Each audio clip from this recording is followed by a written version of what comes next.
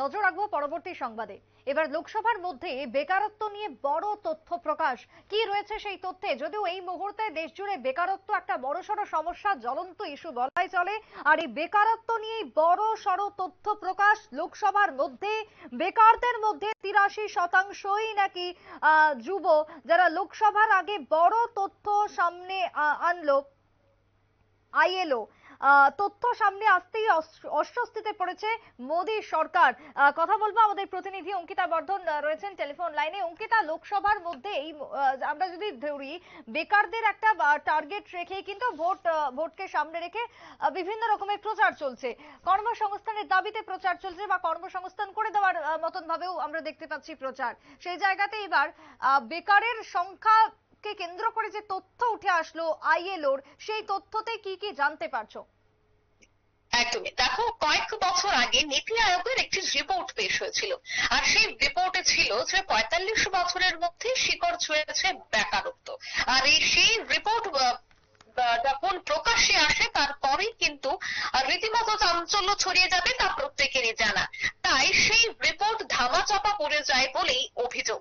আর গত অক্টোবরে 5 রাজ্যের যে বিধানসভা ভোটের প্রচার, সেই প্রচারে বেরিয়ে প্রধানমন্ত্রী নরেন্দ্র মোদী ঘোষণা করেছিলেন যে ভারতের বেকারত্বের হার 6 বছরের সর্বনিম্ন, একেবারে জোয়ার এসেছে কর্মসংস্থানে। সেই কথাটি প্রধানমন্ত্রী বলেছিলেন একেবারে নির্বাচনের প্রাক মুহূর্তে নির্বাচনের প্রচারে। আর মোদীর ওই দাবিতে মানদণ্ড ধরেই বিজেপির নেতা মন্ত্রীরা দেখা গেছে যে এবারের লোকসভা ভোটের প্রচারে সুর বেঁধেছে। কিন্তু যাবতীয় প্রচার বা এই যে পরিসংখ্যান, সেই পরিসংখ্যানে কিন্তু এবার জল ঢেলে দিয়েছে আন্তর্জাতিক শ্রমিক সংস্থা এবং ইনস্টিটিউট অফ হিউম্যান ডেভেলপমেন্ট যৌথ সমীক্ষা রিপোর্ট। আর দ্য ইন্ডিয়া এমপ্লয়িজ রিপোর্ট 2024-এ একেবারে লেখা রয়েছে বা জানানো হয়েছে যে ভয়াবহ আকার ধারণ করেছে ভারতের যুব সমাজের বেকারত্ব। তুমি যে প্রথমেই বলছিলে যে একেবারে হলফ করে প্রচার বা বিভিন্ন জায়গায় প্রধানমন্ত্রী বলছেন যে বেকারত্বের সমস্যা ধীরে ধীরে কমছে, কিন্তু না, সেই রিপোর্ট তো অন্য কথা বলছে। সেই রিপোর্ট বলছে যে একেবারে ভয়াবহ আকার ধারণ করেছে ভারতের যুব সমাজের বেকারত্ব। দেশে মোট কর্মহীনের মধ্যে 83% রয়েছে যুবক যুবতী।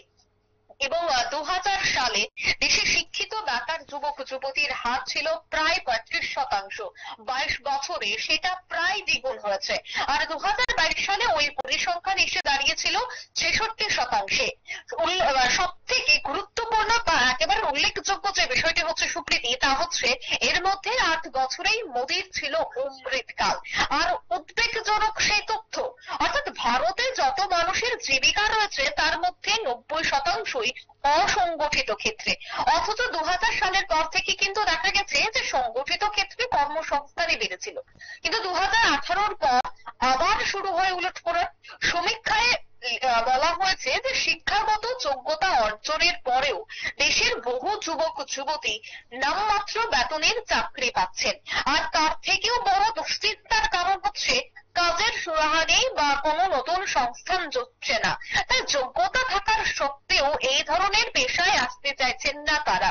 ফল তা বাড়ছে বেকারত্ব, অর্থাৎ আখেরে কিন্তু দেশে বেকারত্বের সংখ্যাটাই ক্রমশ বৃদ্ধি হচ্ছে। আর যেহেতু বেকারের সংখ্যা বেড়েছে, যে রিপোর্ট বেরিয়েছে কার্যত তা যথেষ্ট উদ্বেগজনক। সেই জায়গায় মোদী সরকারের ভোট বাক্সে তা কতটা প্রভাব পড়তে পারে বলে মনে হয়?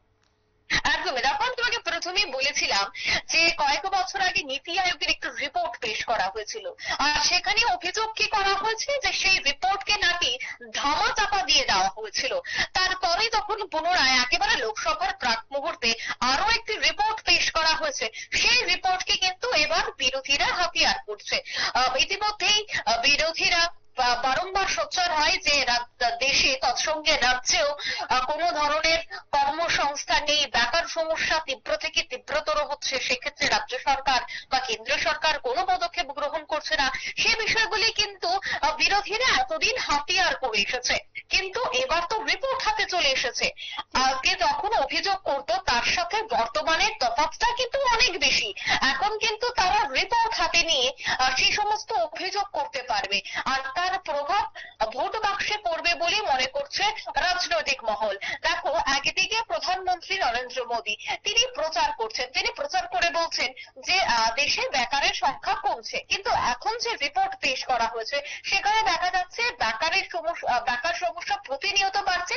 আগামী কয়েক বছরে তা আরো ভয়ঙ্কর আকার ধারণ করবে যদি কোনো ধরনের কর্মসংস্থানের কথা চিন্তা না করে। এবার সেই বিষয়টা ভোট বাক্সে পড়বে কিনা সেটা সময় বলবে। সুপ্রীতি, অনেক ধন্যবাদ অঙ্কিতা তোমায়। অর্থাৎ আমরা যেটা বুঝতে পারলাম, এই রিপোর্ট থেকে বেকারের সংখ্যা দিনের পর দিন বাড়ছে এবং যা আগামী দিনে ভোট বাক্সে প্রভাব তো পড়বেই অবশ্যই, এবং সেই জায়গাতে দাঁড়িয়ে বিরোধীরাও ইস্যু করতে ছাড়ছে না এই রিপোর্ট, জানিয়ে আরো উদ্বেগ বাড়ছে ভোট পরিস্থিতির মধ্যে। একটা ছোট্ট বিরতি নেব, ফিরে আসবো বিরতির পর, সঙ্গে থাকুন।